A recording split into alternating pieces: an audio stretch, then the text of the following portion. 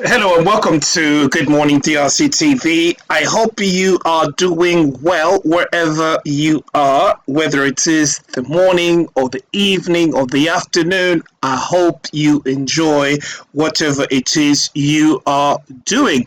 I want to bring you an update on the situation today in Washington, where two foreign affair ministers were called or summoned to go and sign a document called the Declaration of Principles in the United States by Marco Rubio. This is very interesting because 2 days ago we have heard of the Doha meeting between the M23 delegation and the delegation officials from the government in Kinshasa.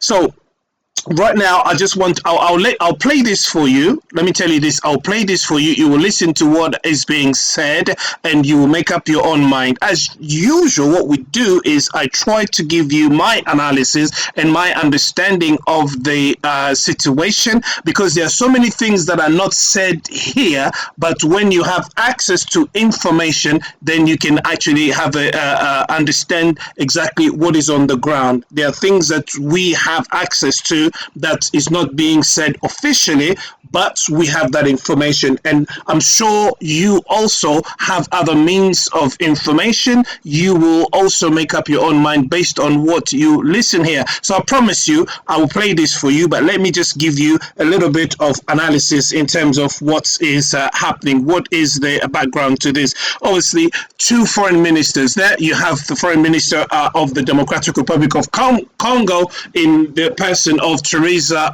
Kaikwamba Wagner, and then you have the Rwandan foreign minister there. So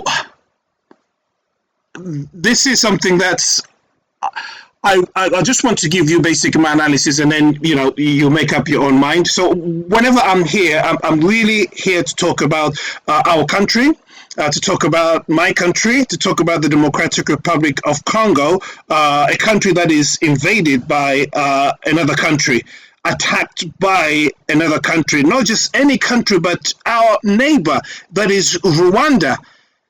And this is not the first time that Rwanda has attacked us. This is the fourth time, but this time the whole world has finally understood that the Democratic Republic of Congo is under attack. But we have the responsibility of our own lives every day to denounce what Rwanda is doing. And this is the only thing that I want to talk about today. So I want to explain the presence of the two foreign ministers in Washington, D.C., the United States. So they were called by the State Department. Marco Rubio, who's the Secretary of State, called upon the two ministers to go and sign this Declaration of Principles. So what is the objective of this, the documents that they are signing? What are the principles in this document? So the first thing that we need to know and understand that is this. The Americans are look, you will listen. And please don't be fooled. Sorry to use that term, it's just a way to say that. Don't be misled. That's the right word. Don't be misled by the peace and the serenity and the calmness by which Marco Rubio is speaking. The Americans, they are bullies, and they don't give a monkey, they don't give a toast about what happens in Africa. The only reasons why they're interested in this is because of what they're going to make out of it. I would rather things didn't happen this way, to see how African situations are going to be dealt with at the United States of America, and these two foreign ministers are being summoned like kids, and they're going to go and sit and sign a piece of paper. That is really not what I want to see, to be honest with you. But this is what it has to come down to because of the greediness of Paul Kagame. And that is really sad, to see what is going on there. But one thing that we have to know that you won't hear it here, is that the Americans, they are ready to go and do business in the DRC. They are only interested in the minerals. Yes, they can say that Trump is interested in peace in Africa, around the world, and so on and so forth. Yes, they'll say that. But we all know that it's not about peace. It's not because they like Africans. It's not because they like the Congo. None of that. It's all about money. It's all about the minerals. It's about what they can make America great again. It's not about making the Congo great or Africa great. No, it's about making America great again and what they will gain out of this. Okay, so we understand that already. I understand it. And you understand it as well. I would rather things didn't go this way, but it seems like this is the only way because they're bullies, so Kagame will listen to his masters, okay? Please understand that what Kagame has done in the DRC has been with the blessings of the US. The Democrats, when they're in power, Bill Clinton and Tony Blair, they're the ones that bless Rwanda, they bless Kagame, and they open doors for him to do what he did on Congolese soil.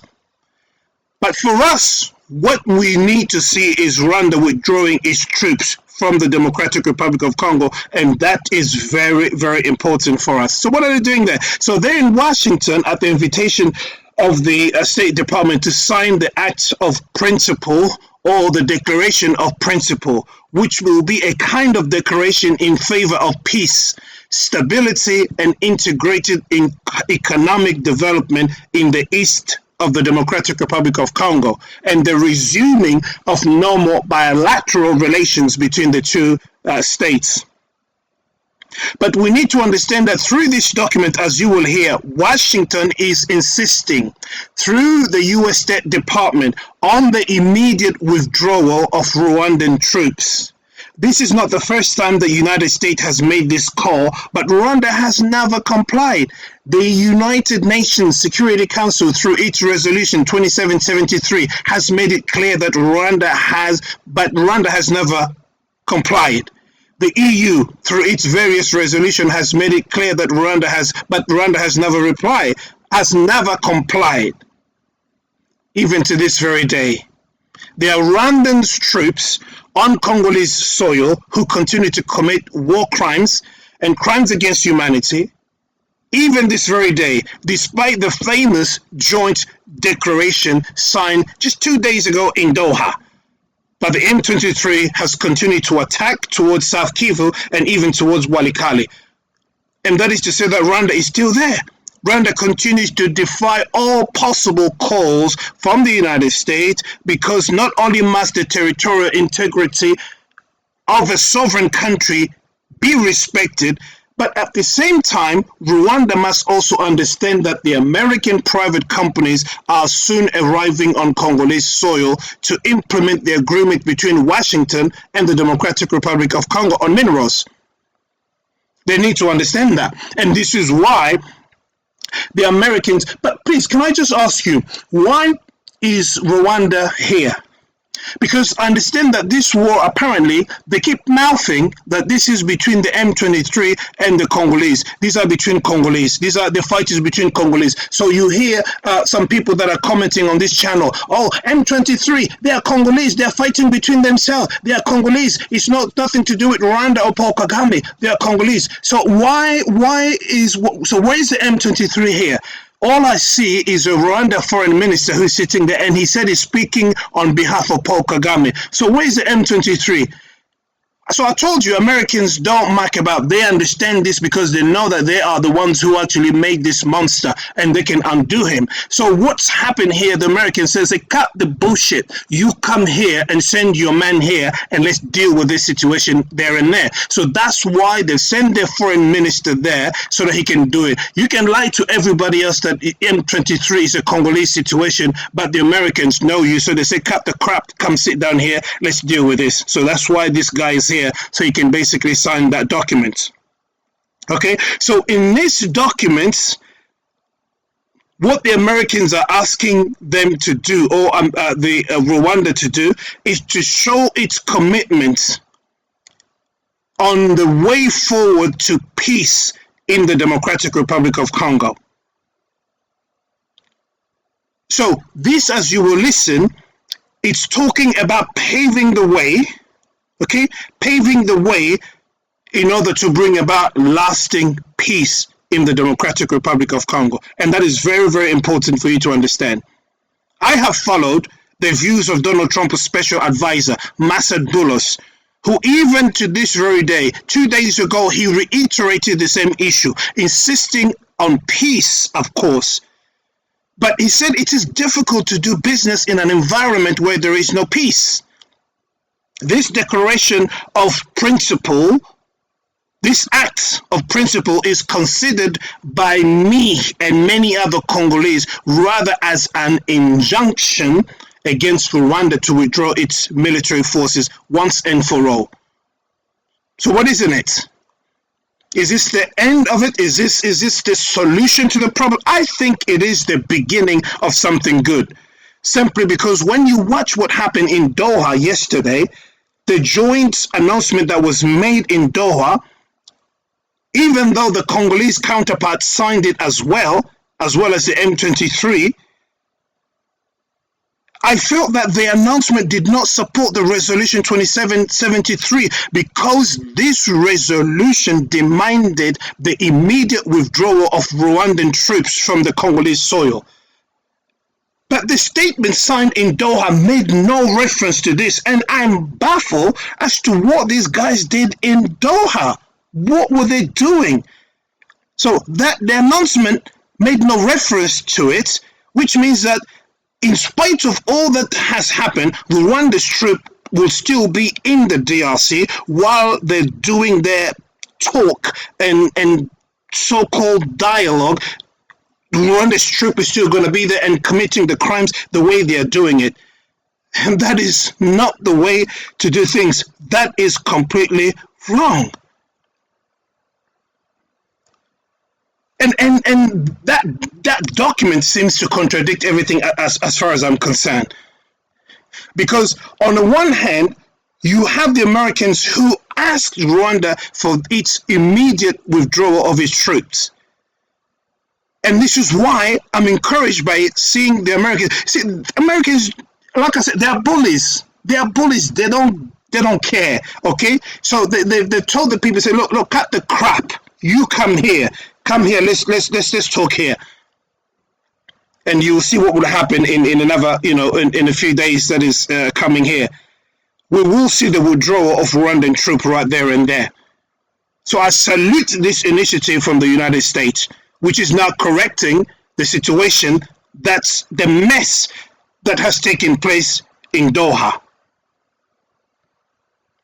By forcing or imposing upon the people or the minister of Rwanda to sign this document, it means that they have committed to it. They won't mess about. If they do, they know their masters and they know what will happen to them. You remember Paul Kagame told them, he said, you go to hell. Now, he can come and say it to Mark Rubio. I'm saying that because they are his masters. Not only for Kagame, but many of the African leaders there, okay? Let's just be blunt about it. None of them can step up and talk. No, okay? Your boss says shut up, then you must shut up. He says sign, then you will sign. So that's why they're signing there. So that act of principle is stating, and it is a commitment by these two countries, that we are committed to ending the conflict. Rwanda is saying we commit to withdrawing our military. We commit to cooperating on this matter. We commit to facilitating exchanges. We commit to finding solution to this crisis, and only then can we consider economic conditions. How to exploit the minerals. But Congolese must insist, and we must insist on the fact that the crimes that we committed against our people must never be forgotten. The war crimes, the crimes against the people of Congo, let's call it the genocide of Congolese people. These perpetrators, those responsible, must be held accountable for their crimes, for their actions. We will continue to call on the international criminal courts.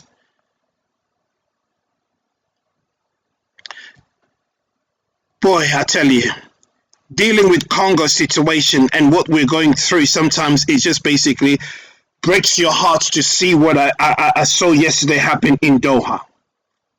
But let us not sit back and start, relaxing on this situation, because it seems like we are starting to sit back and do nothing. No, these people cannot continue to remain free. I promise you, I'm going to play that clip for you. I'll get to it. But I just had to give you this background. But did you see the reaction of the Congolese people when that joint statement was read on the news?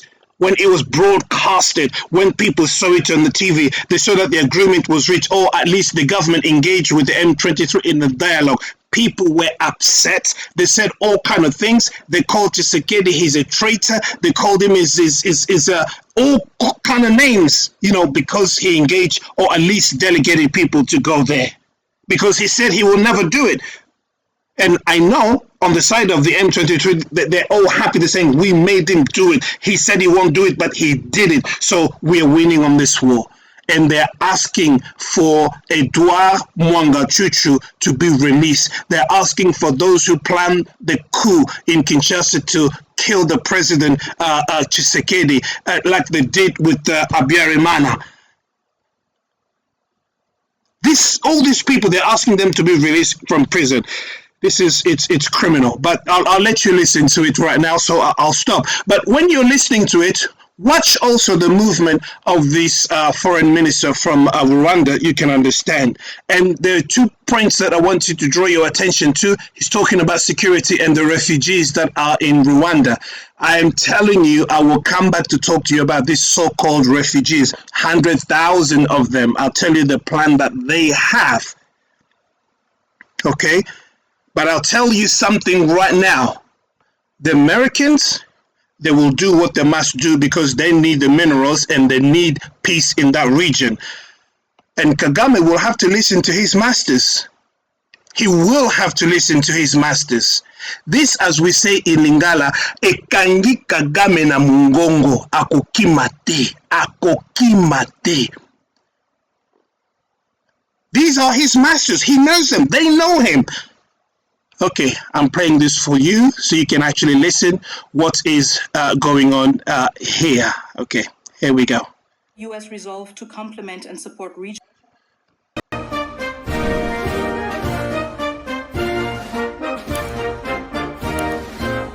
Here with my counterparts, the foreign ministers of Rwanda and the Democratic Republic of Congo, to witness the Declaration of Principles for Peace in the Eastern DRC. It's a declaration that establishes a fundamental understanding of regional governance, security, economic frameworks, and end the fighting and allow the region to reach its full potential. The eastern part of the Democratic Republic has seen 30 years of conflict. Durable peace and long-lasting economic development is not going to be easy, but it is important. And having both of my counterparts here, the foreign ministers of these respective countries, demonstrates the beginning of a strong commitment to having the conversations that we need to have in order to reach a resolution. I'm proud to work for a president who's made peace, stable global peace, a priority of this administration. And today is evidence of that. He wants to see a peaceful resolution in many parts of the world, but he wants to see a peaceful resolution here, and we want to play a constructive, productive, and important and key role in ensuring that that can happen. And a durable peace in the Great Lakes region will open the door for greater U.S. and broader Western investment, which will bring about economic opportunities and prosperity. And it will also help advance President Trump's prosperity agenda for the world. It's as they call it, a win-win for everyone involved, for the United States, for the Democratic Republic of Congo, and for Rwanda. Our firms are good corporate citizens, American firms, and they'll bring good governance and ensure responsible, reliable supply chains for things like critical minerals that benefit regional governments and our partners and allies as well. This economic development, combined with durable peace, and I would say durable peace comes before economic development. It's impossible to do without the peace. It will also allow millions of displaced people to return to their homes, to safer communities, with new economic opportunities that have escaped generations. The African Union and regional economic communities in Africa have done incredible work, and we need to recognize that in bringing parties together and laying the foundation for these talks. Our government here is focused on energizing these efforts So we're going to be in close contact with our African Union partners to make sure we can bring this to fruition and to see that this better future reaches everyone. I do want to especially thank our senior advisor, Mr. Boulos, and his counterparts in the Democratic Republic of Congo and Rwanda for their vision and for their hard work. Today is a step to building a peaceful, prosperous Great Lakes region, and we look forward to working with everyone involved to achieve this goal. Thank you.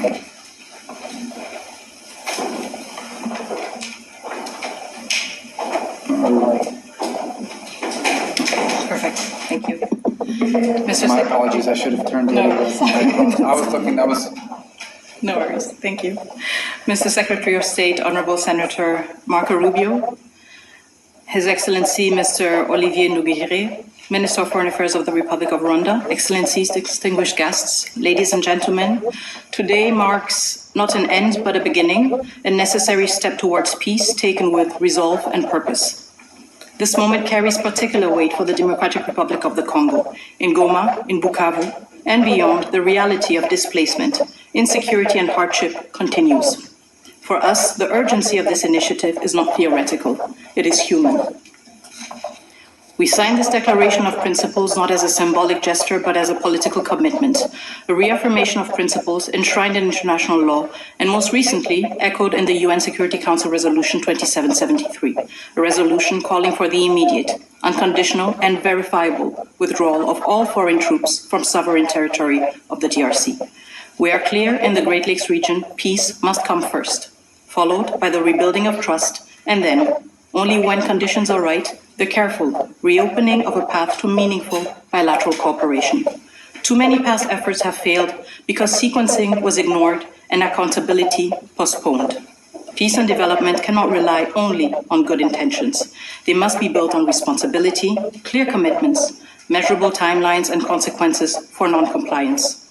This is the only way to restore credibility, not just among states, but with the people who are waiting for peace to become real. The signature of today's Declaration of Principles heralds renewed hope. It reflects the U.S. resolve to complement and support regional and international efforts. This initiative brings accountability and draws the hard lessons from past efforts that have failed to materialize. So the good news is there is hope for peace. The real news, peace must be earned, and it will require seriousness, transparency, and sincerity. We welcome the leadership of the United States of America, a country that has shown steadfast support, consistent principles, and resolve in multilateral forums, especially within the United Nations Security Council. Mr. Secretary, Senator Rubio, I would like to express our deep gratitude. Dr. Boulos, also, your extensive consultations across the region have brought nuance, depth, and humanity to this process. And your presence today underscores that diplomacy must listen, understand the lived experiences of those most affected, and seek durable solutions. The Democratic Republic of the Congo recognizes and values this engagement of the United States. We are also encouraged by US-backed initiatives that promote secure mineral value chains and inclusive economic growth. These efforts reaffirm that peace and prosperity are inseparable. Each step towards stability is a step towards dignity, jobs, and schools. This is the promise of responsible investment and a principled partnership with the DRC, a country not only emerging from conflict, but also at the core of finding solutions to global challenges. To our countrymen and women in the Democratic Republic of the Congo, especially in the East, we know you are watching this moment with concern, with hope, and yes, with doubt. And you are right to do so. You have every reason to expect more than promises. You are entitled to actions that measure up to the suffering you have endured. We draw strength from your resilience, from your commitment to justice, and from our shared, unwavering belief that our sovereignty and our territory are not negotiable.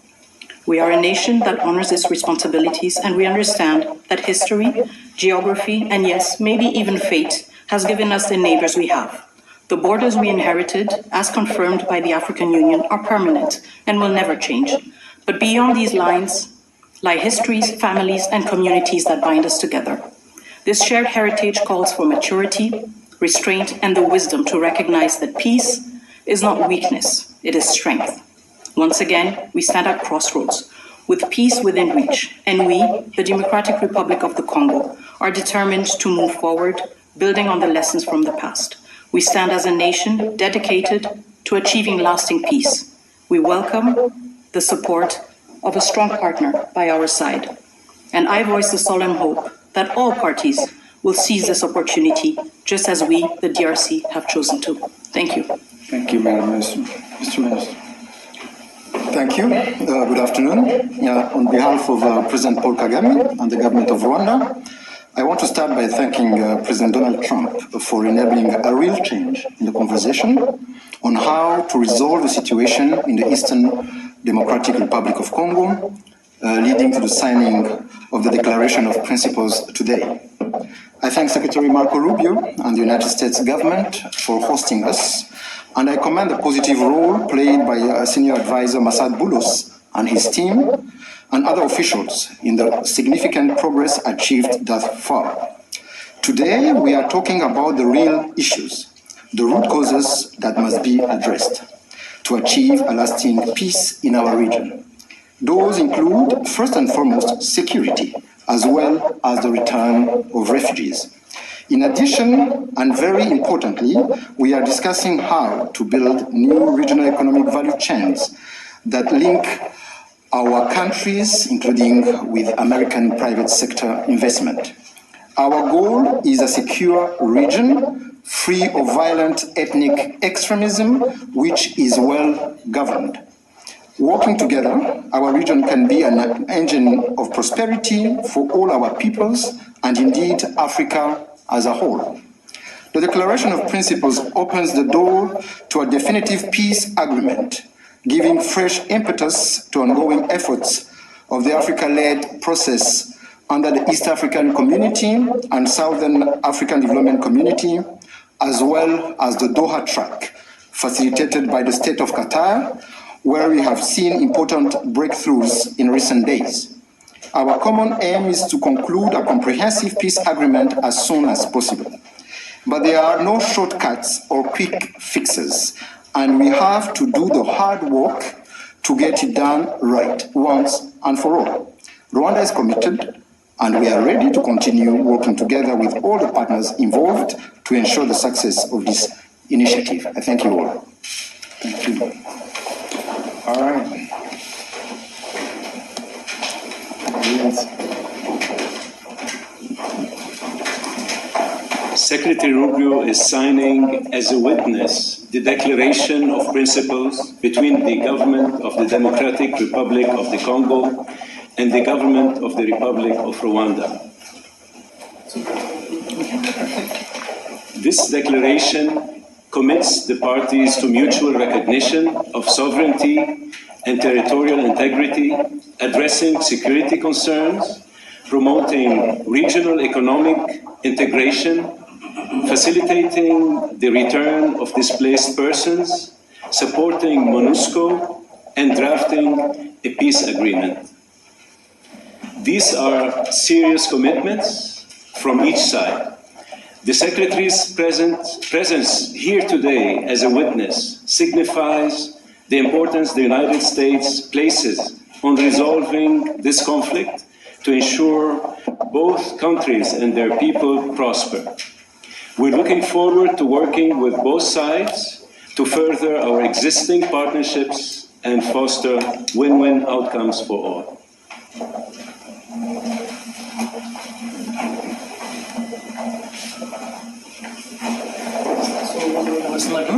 Perfect. Thank you.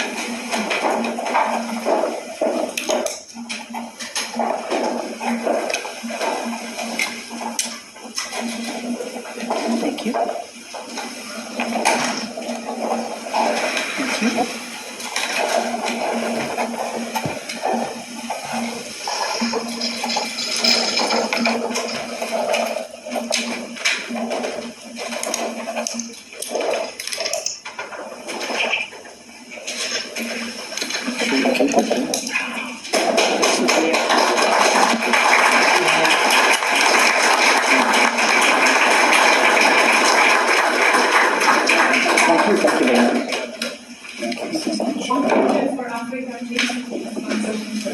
This concludes the ceremony. Thank you. Your Excellencies, please. One question for the entire Council. Congratulations. Thank you all for being here today. It's I'm honored. Thank you all for being here. Well, that's the end of it, and I'm just going to leave it there for you to digest everything that has happened. If you have not subscribed, please do subscribe, share links, give me your comments, and let's talk. I said I will come back on the issue of the refugees and the security matters. Take care of yourselves. Bye-bye for now.